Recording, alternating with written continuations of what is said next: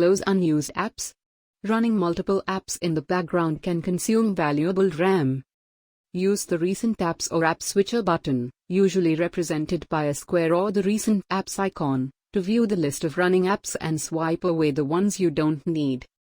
This helps free up RAM for other tasks. Disable or uninstall bloatware.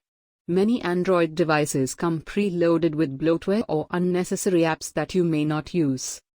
These apps can run in the background and use up RAM. Disable or uninstall such apps to prevent them from consuming memory. Use lightweight apps. Some apps have lightweight versions or alternatives available. Consider using these versions instead of resource-intensive ones.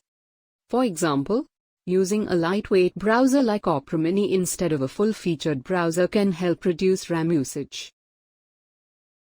Clear app cache. Cached data from apps can accumulate over time and consume valuable RAM. To clear the cache, go to Settings and GT, Apps/Apps and Dump, Notifications and GT, App Name and GT, Storage and GT, Clear cache. Alternatively, you can use cleaning apps from reputable developers that can help clear app caches and junk files.